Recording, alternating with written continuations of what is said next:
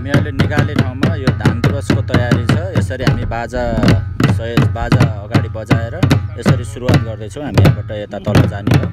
हाम्रो मेयर साहबको अगुवाईमा यसरी हामी सम्पूर्ण टोलीहरू छौँ। प्रशासन प्रमुख, शिक्षा प्रमुख, शिक्षा प्रमुख यता हाम्रो हुन्छ।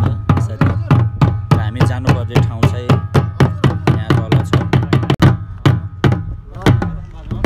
त्यहाँ चाहिँ हाम्रो सुरुवात लगभग भइसकेको छ।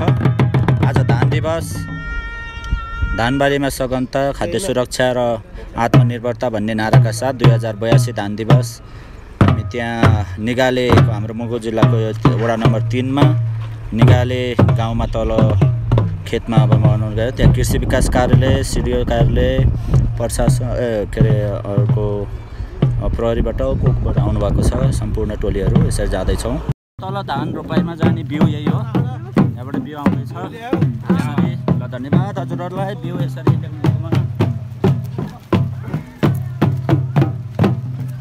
यसरी माथिबाट उकालोबाट यस्तो आउँदैछन् टोलीहरू।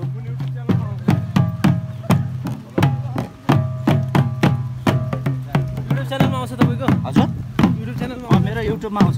हजुर दाजु युट्युब च्यानलमा आउँछ क्या, दिनेश खत्री भनेर।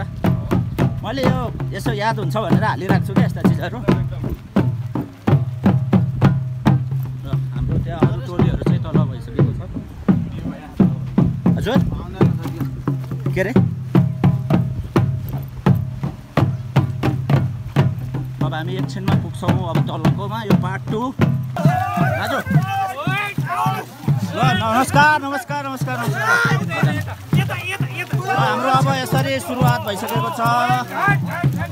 हाम्रो छिटो साहब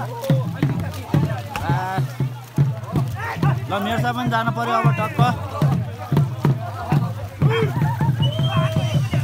यसरी हाम्रो मुगुको निगालेमा अब हामी यसरी आज के गरे त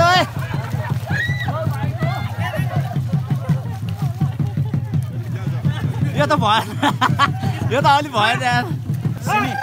सिमी जोनबाट पनि प्रतिनिधित्व गरेर आउनुभएको छ।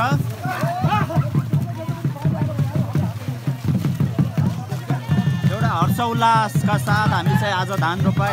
ओए ब्यानर खै त ब्यानर।